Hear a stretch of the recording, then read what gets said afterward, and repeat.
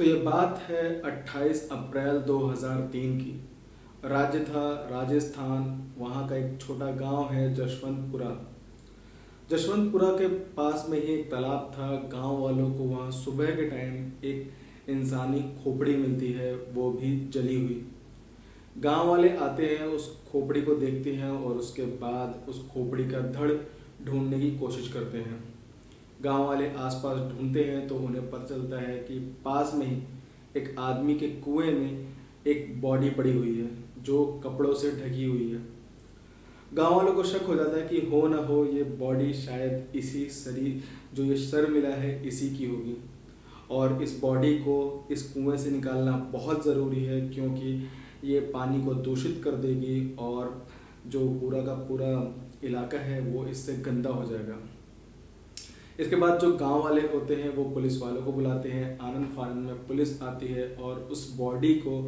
कुएं से निकाला जाता है। जब उस बॉडी को कुएं से निकाला जाता है तो देखते हैं कि उस बॉडी को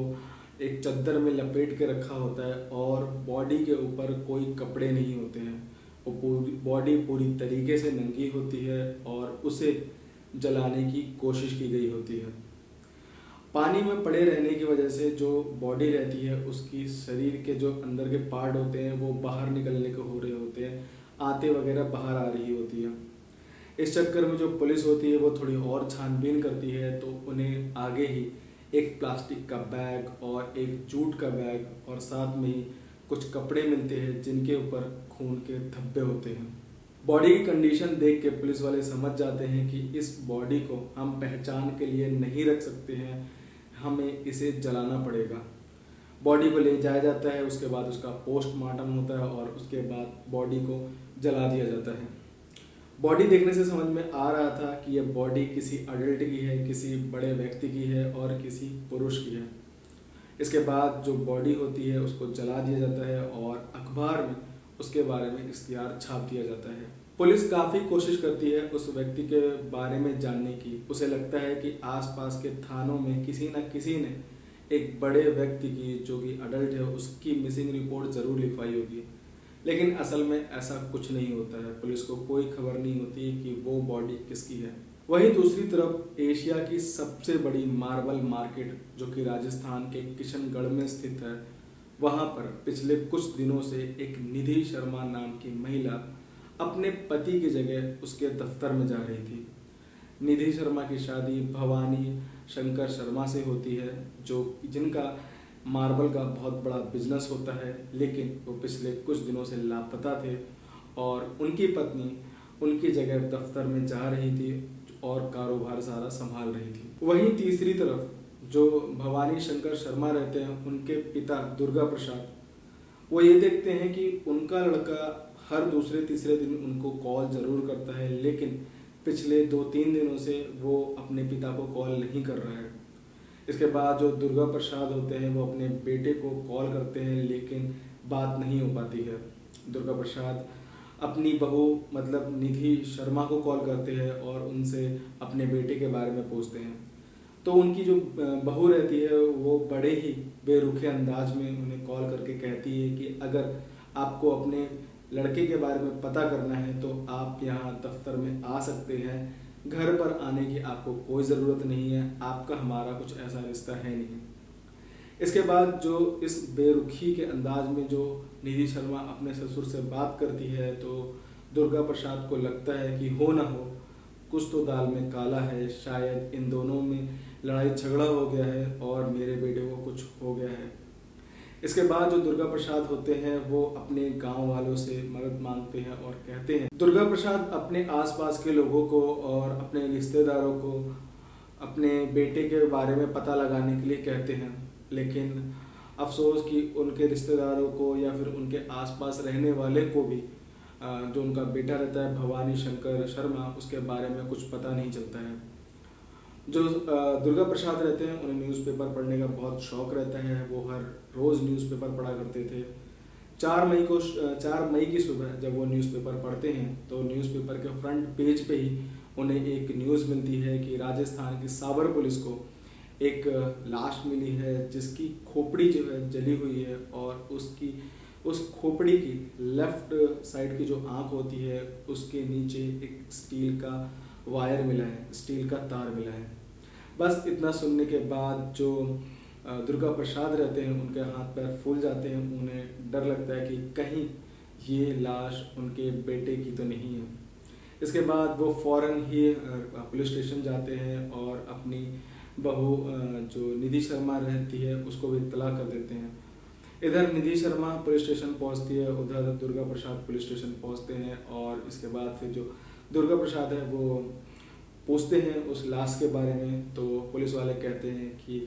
उस लाश को तो अब हम नहीं दिखा सकते क्योंकि हमने उसे जला दिया है, लेकिन उस लाश के पास से जो हमें सबूत मिले हैं, जो हमें चीज़ें मिली हैं, वो हम आपको ज़रूर दिखा सकते हैं। इसके बाद दुर्गा प्रसाद वो सामान को मंगाते हैं जो लाश के पास से मिला होता है। तो पुलिस उनके सामने वो प्लास्टिक बैग, जूट का बैग और वो खून के धब्बे जिन कपड़ों पे थे वो कपड़े पेश करते हैं, जिसे देखकर जो दुर्गा प्रसाद होते हैं वो छूटते ही कहते हैं कि हाँ, शायद ये मेरे बेटे के कपड़े और ये उसका ही बैग हो सकता है। वहीं दूसरी तरफ जो निधि शर्मा रहती है, अभी तक वो थाने में चुपचाप खड़ी तमाशा देख रही होती है कि चल क्या रहा है, लेकिन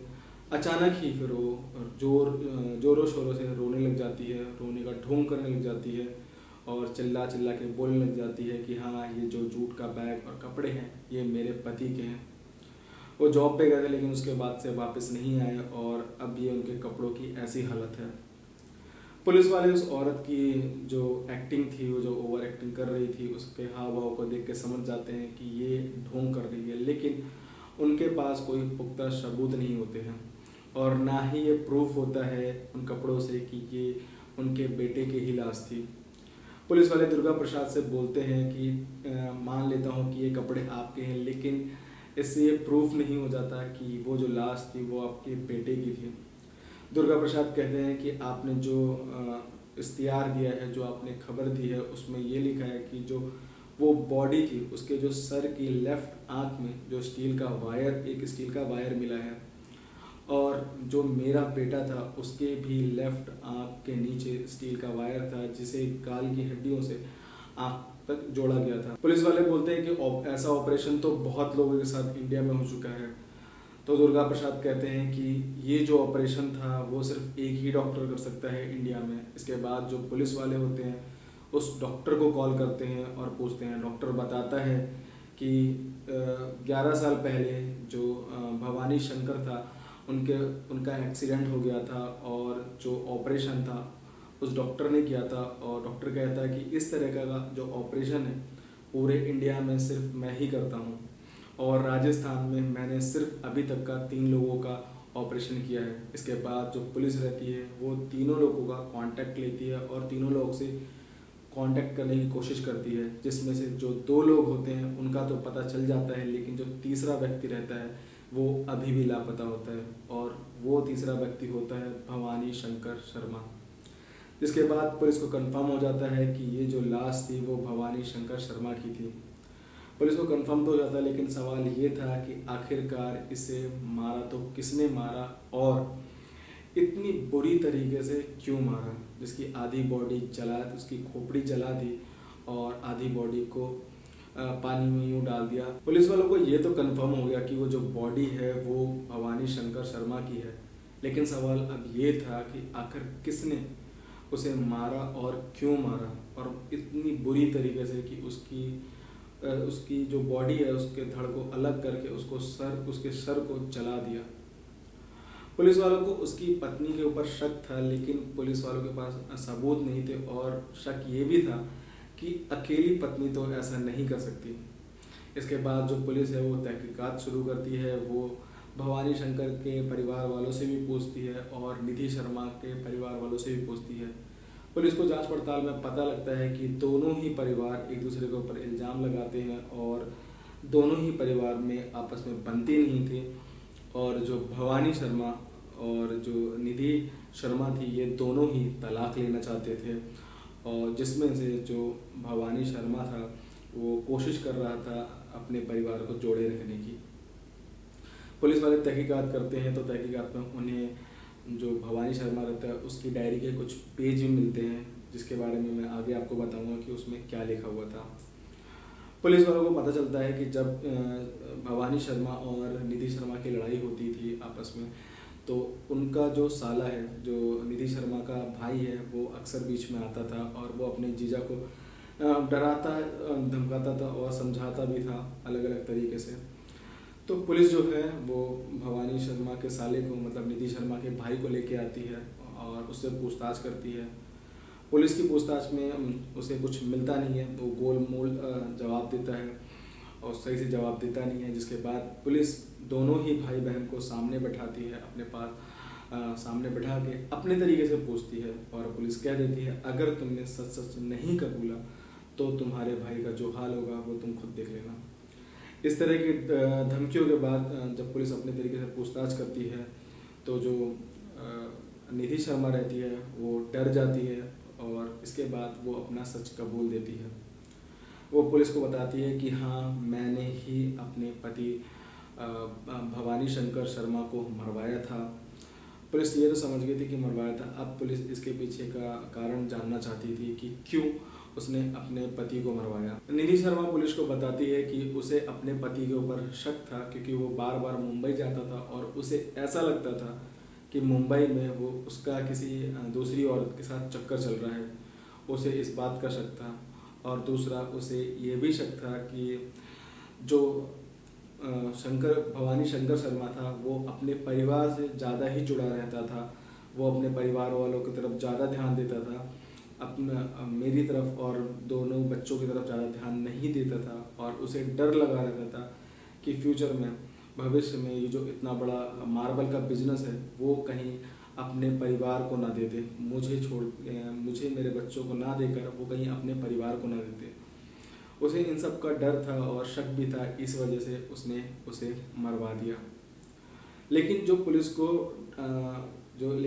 को जो भवानी शंकर शर्मा की डायरी के कुछ पेज मिले थे उसमें कुछ और ही लिखा हुआ था। पुलिस वालों को जो भवानी शर्मा के डायरी के पेज मिले थे उसमें 15 मई 2002 को पेज नंबर 134 पे भवानी शर्मा ने लिखा था कि आज फिर